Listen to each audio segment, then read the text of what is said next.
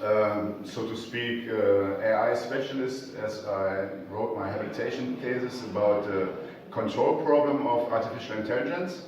And of course, nanomedicine and nanoethics has to do with it.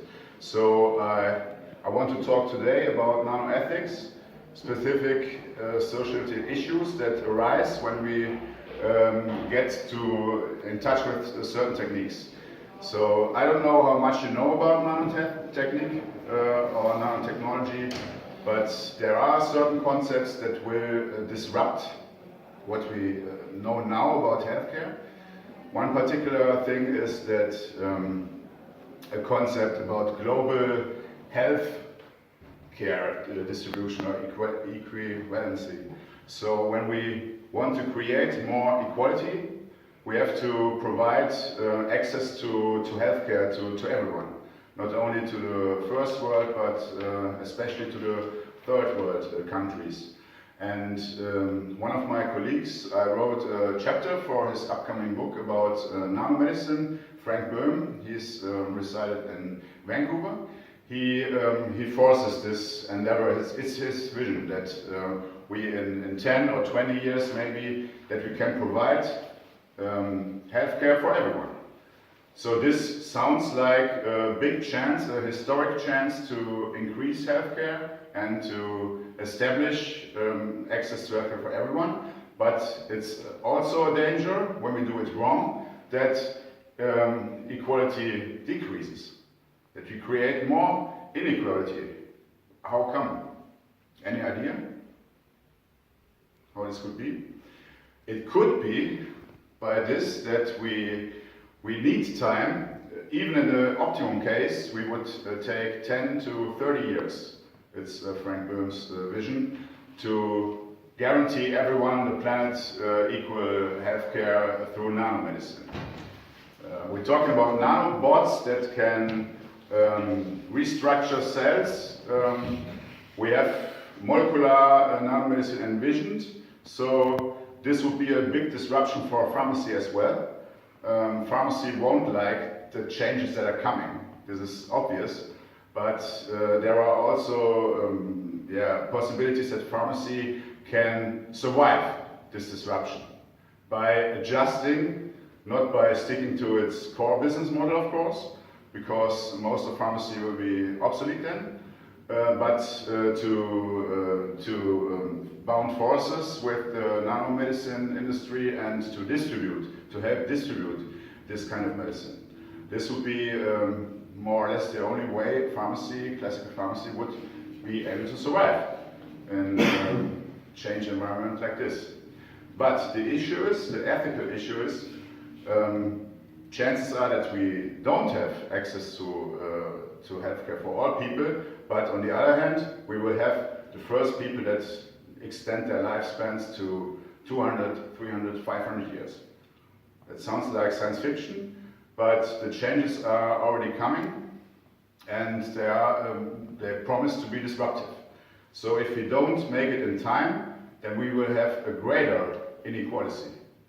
And this is something we have to avoid. Any questions to you? No. Well, from a pharmaceutical or biopharmaceutical perspective, how are you going to solve the telomerase problem? I mean, potentially we are all beings who can be living forever, but every time our cells divide, there's some parts of the telomeres vanish, and once they're gone, the cell dies, and that's what puts right now an end to our lives. So how come you could be 500 years of age? I don't claim it. I just say that nanomedicine has the potential to get there by recreating on the molecular level damaged cells. Like my main example is when you have a tumor, you have cancer cells, and you treat it with normal treatment like chemotherapy. Then you have like a shotgun. It blasts, and you don't get only the cells that are ill. You get many cells, and the whole organism suffers very much. So when we have nanotechnology, we can, just like a sniper, go to the cells that are sick, destroy them, and keep all the other cells. And this is the main point. And we can, this would be, of course, part of normal global healthcare. But when we use it, like the boundary between treatment and enhancement is blurry, so there is the edge that we say this is treatment, but now we start to enhance. Now we start by, of course, by acting with nanobots against the aging process. Like there are no cancer cells, but we destroy the aging cells. That would be the point, I think. No, but you know, that will probably go too much in depth. Yeah, that is kind of futuristic, of course. It's not around the corner, but it is kind of a run against time. Because when we don't, even in the best case, we will take like approximately 15 years to get the initiative started, to get solutions with the pharmacy industry and distribution problems. And let's say we have like half of the third world population equipped with nanomedicine, then I bet there are already people that have taken advantage of the possibilities of enhancement. So they go far more away from the average. Anyone saw the movie Elysium? No. This is this is not so surprising. It would be much easier to explain when somebody had seen it, but had seen it. But Elysium tells the story of destroyed Earth, where the population is like refugees today with no perspective, and the elite is in the stars on a self-made Dyson sphere style planetary installment. And they live a life, like paradise. Like they can live unlimited. They have access to advanced medicine that can recreate any damage, and it's a total contrast to what happens on Earth. So this is an example of social science fiction. It's kind of a dystopy, but it's also a warning that, like a metaphor, that's something that's already in the making. The elite is going to move far beyond the scope of the normal people, and this is not equality. This is what we have to avoid. I don't really get those things together. Equality, I completely buy into the concept of equality. Why should a life of a person that lives south of Sahara be worth more than a life of somebody living here? But what would happen if everybody was immortal? You know, we would be overcrowded. I mean, it's a big issue I will cover now, because what do we do now? How can we, let's say, the lifespans expand? Then we have the process of overpopulation will rise more and more and become more and more pressing. So of course, the plans of going to Mars, for example, to stop being a one-planet race, so to speak. This is one point I believe is not avoidable. We have to think about this. When people get to the point that they can expand, and this will happen in our century. I don't claim in 10 years or however, but within our century this will happen, that we don't have the biological lifespan. May it also through uploading or whatever techniques. I don't believe in uploading that it works like the people think it works, but this technology will also take place and create new ethical issues. Isn't this the contrary of equality? Because only guys like Ray Kurzweil, who have access to all these data and information, and those guys who have a lot of money, like Zuckerberg and other guys, they will probably live forever. But what kind of difference does it make for the people in Africa who barely get to the age of 40? Yeah, that's what I'm talking about. This is a big scissor that opens up. And it's the potential is there, as with AI, as with everything that we develop, that it can be for the good of all of us when we apply it in the right way. But when we do it wrong, when we don't think about all these consequences that can happen, maybe far out there, maybe far-fetched or science fiction-like, but they are around the corner, and we have to talk about it now. It's futuristic, but we have to talk about it now. I say to my students, it's like intellectual chin-ups or pull-ups, but you pull yourself up, maybe it's a waste of time, but when you don't think about it, and it comes around the corner and nobody talked about it, no regulation, nothing, then we are overwhelmed. And this is something we should avoid. We can avoid right now. Going back to AI, AI has its own dilemma situations, because when we think of strong artificial intelligence, then we have the a priori problem that how can smaller intelligence, which will be the human then, can control a much superior intelligence. And this is something about leverage. I believe there might be technological solutions for this.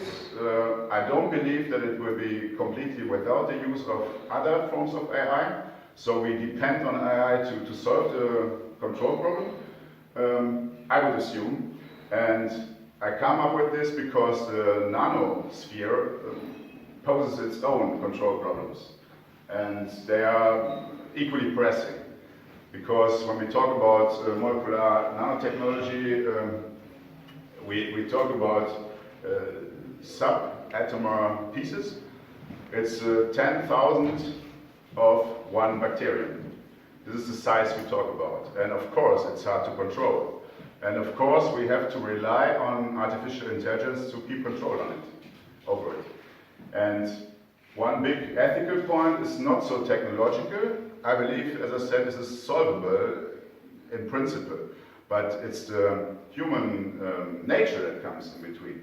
Because every time we have a possibility, we say, the one dilemma is with AI, we can have safe AI, we can have it.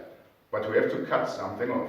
We have to limit its potentials in order to control it.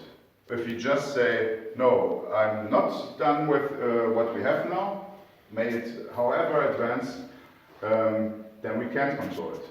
We just put the limit out and see how it develops, and then we are out of control. So, and there's always a guy or a nation or a fraction that won't accept the status quo. It's a good thing in general when human beings don't accept the status quo, like today. The people here, I assume, don't accept the status quo. They want to go far beyond it. But in some cases, like nanotechnology, I would suggest we should at least slow it down in some parts of development. As I said, enhancement. The boundary between treatment and enhancement is not that sharp anymore, but we should, as a suggestion, slow down the development of life extension for the sake of providing general healthcare for all people.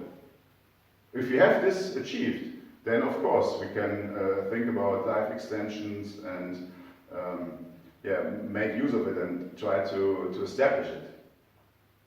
But unless this is done, yes. Haven't we seen a lot of this already in the past with other technologies like nuclear technology, for instance? So it was developed, and obviously a lot of people on this planet were not mature enough to handle it properly and to work with it for the sake of mankind, and then they developed nuclear bombs and poisoned other people and stuff like that. So this is one of my main concerns. Human nature tells, our own history tells that we can't do it the right way and in an ethical way. And also the vision to have ethical AI is somewhat disturbing then, because if we try to teach AI ethics, and of course strong AI will have access to internet, and it's such we would be ridiculous, because we have in theory all mapped it out, how ethics can be applied, how humanity should act, but we act completely different. And excuse me, but this is very, I mean, this format is supposed to be interactive, and I hope Of course. I hope I'm not spoiling your No, not at all. There's this one project by Kuhn who said he wanted to have a world ethos.